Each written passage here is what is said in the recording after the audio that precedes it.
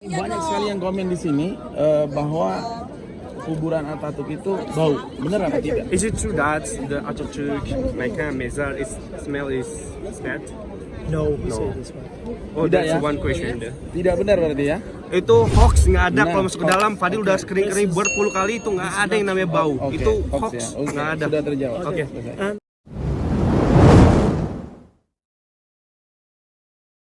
Satu. Nah, kenapa sih Mustafa Kemal Atatürk tuh lahirnya di Salonika atau di Yunani?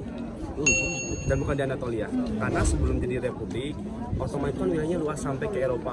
Jadi, banyak orang-orang Turki juga yang migrasi, yang pindah juga ikut ke daerah benua Eropa kayak gitu. Nah, beliau juga sekolah SD, itu SMP juga di Salonika. Terus juga beliau mengikuti sekolah militer itu di Istanbul sama Makedonia.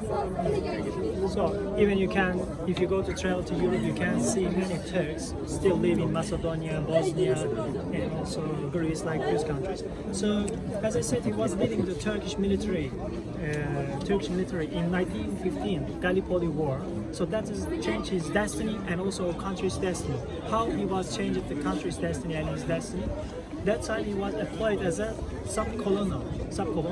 He paid attention to the Ottoman general military chief.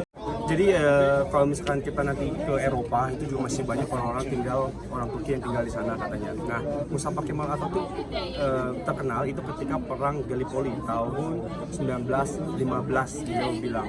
Nah, ketika Turki itu mencoba untuk melawan negara-negara Barat kayak gitu, kekuatan negara-negara asing yang menginvasi Turki. Nah, si Mustafa Kemal Atatürk itu sebelumnya sub kolonel terus menjadi commander atau panglima tentara. So after the ceasefire, 1918, Mondros ceasefire, the Turkish country, homeland, became like a Western colonized country. That's why he knew about the circumstances in the future. The country's future is not very good. It's going to be jeopardized, in danger. That's why he liked to be united all the Ottoman officials under the national consent, national consensus. So also give the national consensus for all Turkish people for solidarity to 1918 karena Turki itu dijajah sama negara Barat, dan bagi Atatürk itu ini sangat berbahaya sekali buat masa depan Turki. Akhirnya orang-orang Turki bersama Atatürk itu mencoba untuk mempertahankan kemerdekaan Turki. 1923 itu sudah tidak ada lagi invasi dari negara-negara sekutu atau negara-negara Barat. so make country independent and also establish the country. The mission hasn't finished. What it has done, he has to make the country revolutions, reforms, change the country contemporary, recover the country. Ottoman Empire, over 200 years always fighting on the war with Westerns, and the nation's troops was very tired because of the war. So that's why he changed great revelation on the social, economic, and political area of the country. Oke, jadi negara Turki itu menjadi republik tahun 1923. Bukan berarti Turki itu merdeka. Kenapa? Itu belum selesai kata Mustafa Kemal Atatürk, karena sebelumnya waktu zaman Kerajaan Ottoman Turki itu perang selama 200 tahun. Jadi namanya butuh revolusi. Nah, revolusi itu di bidang apa? Jadi melakukan revolusi di bidang ekonomi dan politik. Jadi ketika 1923 itu belum merdeka secara penuh kayak gitu. Jadi ketika menjadi republik, Mustafa Kemal Atatürk itu menjadi presiden pertama. Nama aslinya Mustafa Kemal, tapi Atatürk ini dikasih gelar, diberikan sama parlemen yang artinya adalah nenek moyangnya Turki. Yeah. Nah, jadi katanya sebenarnya Mustafa Kemal Atatürk ini memiliki banyak training untuk masa depan Turki, tapi waktunya nggak cukup. Kenapa? Umurnya cuma bisa sampai tahun 1938. Apa penyebabnya beliau meninggal? Satu karena sakit, yang dua itu ada beberapa karena udah lelah sama banyak perang. Jadi itu dampak ke dirinya kayak gitu. So as he has been heard by the people, by the civilians, he passed away. So there was the big mourn all around the country, and people suffered grief because of his Mustafa Kemal losing his life. Nah, intinya banyak orang Turki ketika beliau meninggal itu banyak yang mengenang Mustafa Kemal Atatürk ketika beliau meninggal. Oh iya, beliau meninggal di Dolmabahce ya, yang ibu pernah kesana duluan. Itu meninggalnya beliau di situ. Di Istana Dolmabahce.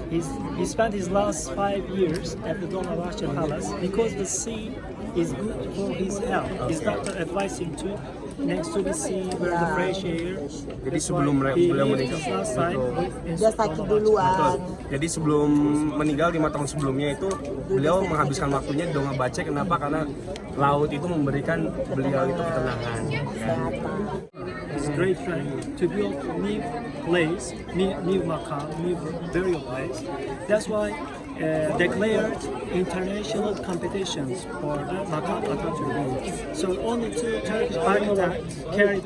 Jadi Mustafa Kemal Atatürk setelah upacara, Mustafa Kemal Atatürk itu dikuburkan di etnografi, museum etnografi. Tapi untuk menghormati beliau juga dibuatlah seperti kompetisi katanya, kompetisi untuk membangun makamnya Mustafa Kemal Atatürk. Tapi ternyata ada 2 pemenangnya.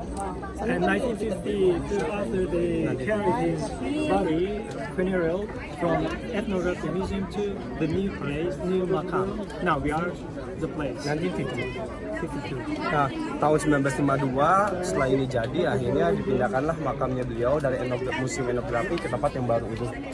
So now we step by step also let you see the area and also introduce you the area. Each part of this place is meaningful for the Turkish people.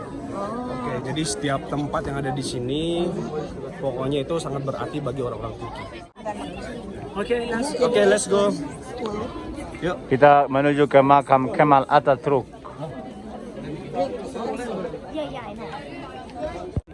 Ini adalah alun-alun kemenangan Victory. Jadi kalau misalnya ada dari negara lain, baik itu presiden, perdana menteri, ataupun orang-orang penting, biasanya datangnya dari sana ke sini terus mengunjungi makam Atatürk. And marching forward and land inside of. Kalau kita ke dalam, itu di dalam disebutnya ada namanya ruang kehormatan, di mana di sana tempat Mustafa Kemal Atatürk dikubur atau makamnya di sana. Nah, itu ada simbol kayak marmer gede, Pak. Itu bukan kuburannya, maksudnya itu cuma simbolnya aja. Kuburannya itu ada di bawah 20 meter, di bawah marmer itu.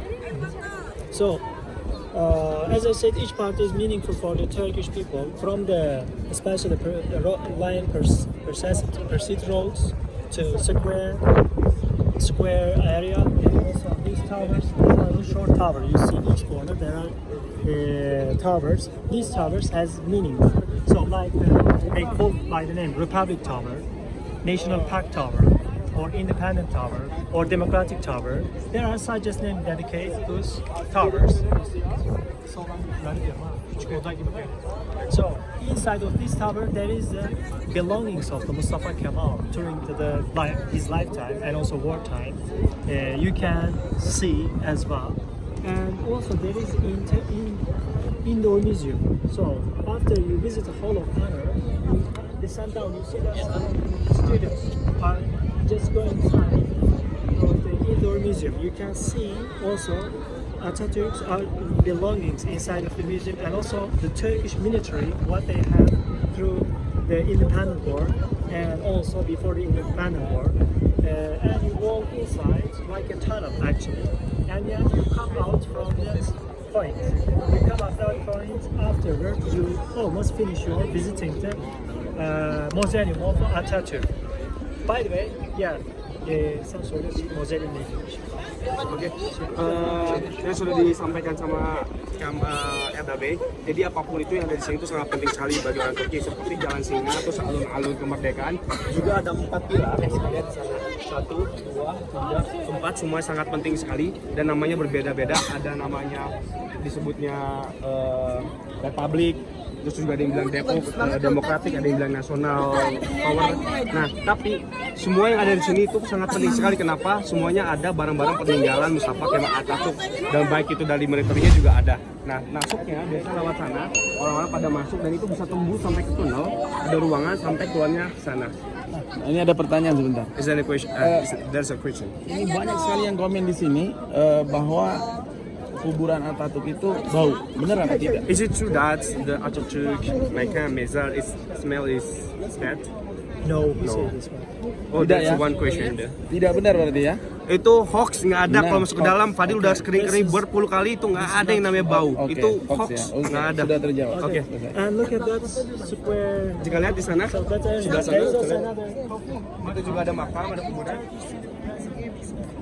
Jadi itu adalah makam kedua presidennya Turki namanya İsmet İnönü di sana. Because after years, 5 years after Atatürk, he was died, and that's why he buried there. 5 years after Atatürk. Atatürk öldükten çok yıllar sonra, yani öldükten sonra onların kuburları oraya gömülüyor. İsmet İnönü. Oke, jadi kenapa Atatürk juga dikuburin di sini? Karena Atatürk İsmet İnönü itu juga artinya orang penting dan makanya dikuburkannya juga di bukit ini di sana tapi. Itu seperti itu ya. Iya, di sana itu presiden kedua. Dia terjadi presiden. So this place not only by the Turkish government was built, but also Turkish people. So from the country inside and also from the Turks who live abroad, they give donations as well. It's been built. Even this like pool, but the people, so the Turkish people who live in United States of America or even such a country, they also donate money and also why they want to be part of here. Jadi yang membangun bangunan ini itu bukan dari pemerintah Turki dan juga dapat donasi dari orang Turki sendiri, baik itu di dalam negeri maupun di luar negeri. Untuk menghormati Mustafa Kemal Atatürk, betul. Contohnya yang ini aja juga dapat donasi dari orang-orang Turki yang tinggal di luar negeri kayak di Amerika, di Eropa. Jadi There is enough power of the Turkish government, but also Turkish people, they themselves want to be part of here. That's why they're feeling deep with love of Atatürk. That's why they donate. They like to alasan assist. kenapa mereka tuh mendonasi karena mereka ingin menjadi bagiannya Atatürk kayak gitu. Okay, now we get to the Hall of Honor. Before we take the Hall of Honor, there is the steps. So this, when the visitors, sometimes the statesmen or even like us ordinary people, before going to the Hall of Honor, there are a lot of steps. Why? Because when you go to the one maqam, you should respect the place. You should feel the sense about respect of the place. That's why slowly they march it up and go inside of the hall of honor. Where there's a bunch of students gathered, there is a white marble. It's on that written that sovereignty is belong to nations. What? Sovereignty belong to nations. It's written on that. That means there is no sultan over the Turkish nation. There is no one person over the Turkish nation's power. Oke, jadi kalau misalnya kita masuk nanti ke ruangan kehormatan yang di sana di dalam ada makam yang satu. Nah, kita akan melewati tangga di atas. Nah, kita akan melewati tangga-tangga. Kenapa harus melewati tangga-tangga? Sana itu untuk menghormati. Jadi harus pelan-pelan menghormati. Nah, terus kalau ke sana kita lihat ada tulisan. Jadi mana tulisannya itu adalah sovereignty belong to nation. Artinya adalah yang namanya kelautan itu ya memang dimiliki oleh negara Turki.